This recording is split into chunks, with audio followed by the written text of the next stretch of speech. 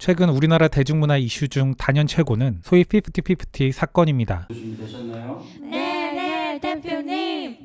소속사 어트랙트와 이 그룹을 프로듀싱한 외주 제작사 더기버스 간 공방전, 그리고 멤버 측이 제기한 전속계약 효력정지 가처분 소송까지. 여기에 배신이라는 한국인들이 가장 싫어하는 코드 중 하나도 씌워져서 연일 시끄럽습니다. 아직 외신 중에는 이 사태를 의미있게 다룬 언론사는 없는데요. 그나마 영국의 NME 정도로 팩트 기사만 몇 가지 내고 있습니다.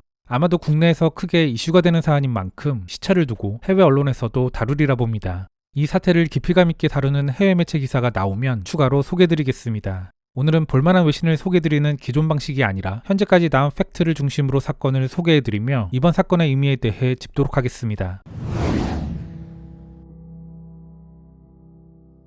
50-50가 국내 활동을 많이 한 아이돌이 아니라서 왜 이렇게 이슈가 크게 되는지 의아할 분들도 계실 텐데요. 하지만 이들은 최단 시간 빌보드 차트인, 영국 오피셜 차트인을 한 그룹입니다. 소위 4세대 여자 아이돌의 3강이라고 하면 뉴진스, 르세라핌, 아이브를 꼽죠. 하지만 해외에선 50-50 위상도 못지않으며 오히려 더 높게 평가하는 모습도 보입니다. 몇몇 기사를 소개드리면 미국 버라이어티는 지난 5월 어느 작은 케이팝 노래가 전 세계를 뒤흔들다 50-50의 큐피트가 글로벌 센세이션을 일으킨 방법이라는 제목의 기사를 내며 그녀들을 조명합니다. 빌보드에서도 50-50의 큐피트가 영국 역사책으로 날아오르다 라는 기사를 내며 영국 차트인을 조명하는 기사도 냈죠. 또한 불과 한 달도 채 되지 않은 지난 6월 19일 포브스에서는 그래미 2024 50-50 그래미 역사상 첫 K-POP 걸그룹 후보에 오르다 라는 기사도 냈는데요. 이 기사를 좀 더 살펴보면 다음과 같습니다.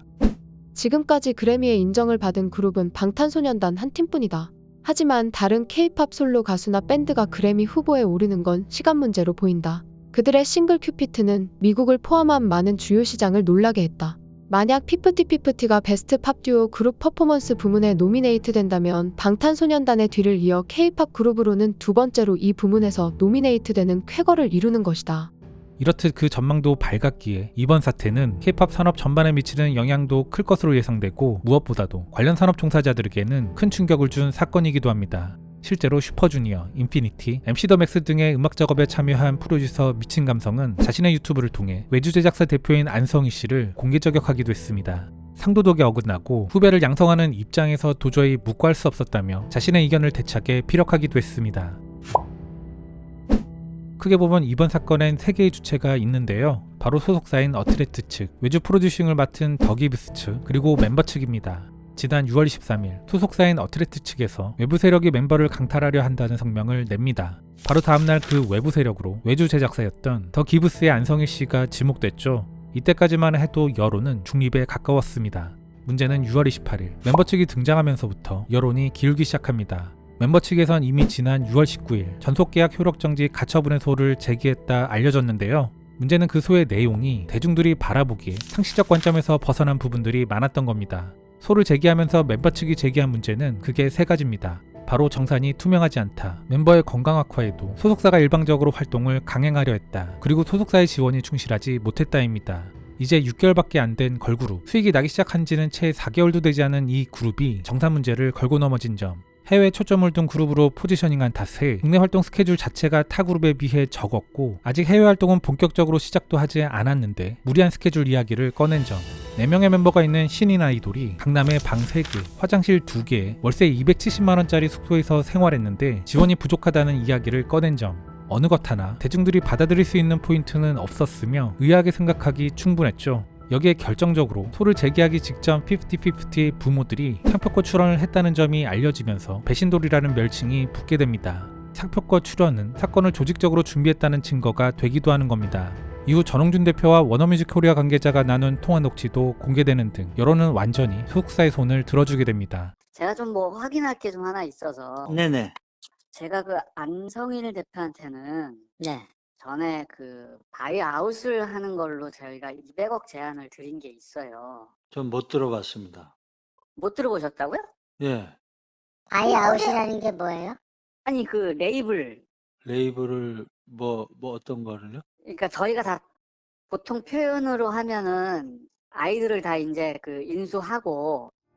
당연히 외주 프로듀서인 안성희 씨는 이런 워너의 제안을 소속사 대표에게 알릴 의무가 있는 것이죠. 그런데 대화 내용을 들어보면 서로 당황하는 뉘앙스가 느껴집니다. 이제 언론들도 중립의 탈을 형식적으로나마 쓰곤 있지만 본격적으로 전홍준 대표에게 유리한 기사들을 쏟아내고 있습니다. 지금 돌아보면 소속사는 멤버 측이 아닌 더 기브스와의 분쟁으로 한정시키고자 했던 것으로 보입니다. 결국 멤버 측이 외부 개입 없이 4인의 멤버가 한마음으로 주체적인 결정을 내린 것이라며 소를 제기하며 참전한 것. 이는 되돌릴 수 없는 실수가 되어버린 것이며 소속사가 내민 마지막 동아줄을 스스로 끄는 격이 됐습니다.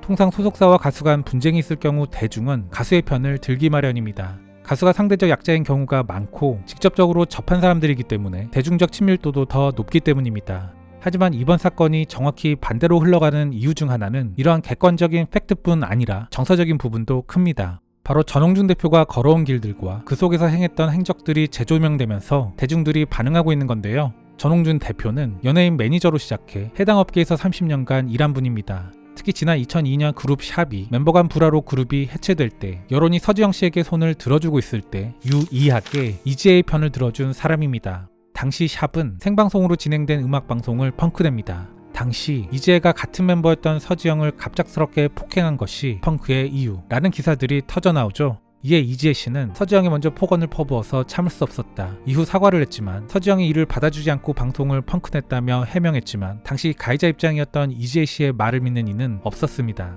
결국 이 사건으로 이미지에 치명타를 입게 된 샵은 10월 15일 공식 기자회견을 통해 해체까지 발표하게 됩니다. 그런데 당시 샵의 소속사 월드뮤직의 홍보실장이었던 전홍준 대표는 뮤직뱅크 펑크 당일날 서지영의 모친인 방송국으로 찾아와 이지혜를 폭행하고 육두문자와 폭언을 했다 라며 이지혜의 편에 서서 적극 옹호합니다. 또한 최근에는 전홍준 대표가 2013년에 런칭했던 걸그룹 더러쉬의 멤버 김민희 씨가 자신의 인스타그램에 전홍준 대표를 응원하는 내용을 올리고 이것이 기사화되면서 전 대표에 대한 동정 여론은 강화됩니다.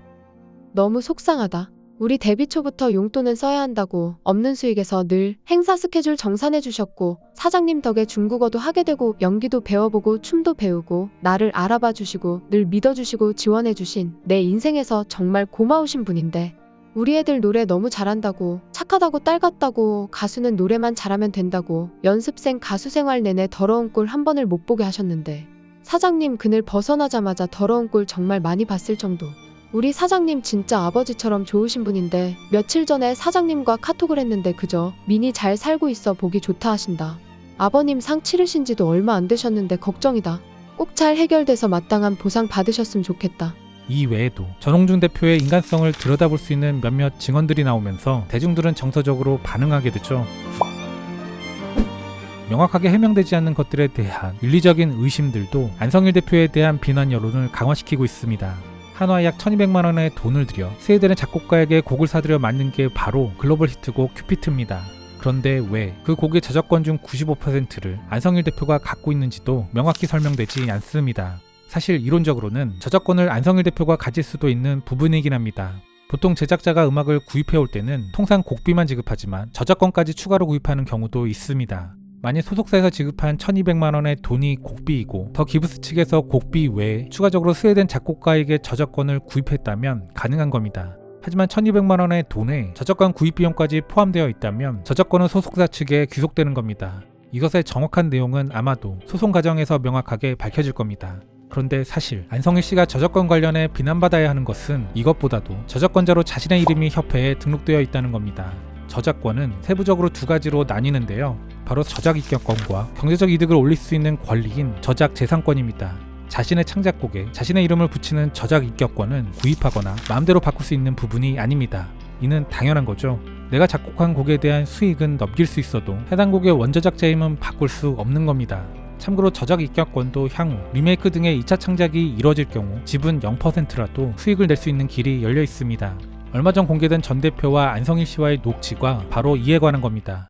야, 그 네가 외국에서 곡 샀다고 했잖아. 그래서 그랬더니 저작권협회 얘네들이 조사를 했는데 안성일, 시안, 안 이렇게 돼 있게 되는 거야. 그래서 외국 작곡가 이름이 없으니까 확인차 전화가 온 거예요. 등록이 이제 그게 다 올라가면은 그 퍼블리셔 이름으로 다 등록이 다시 다 이제 옮겨지는 거죠.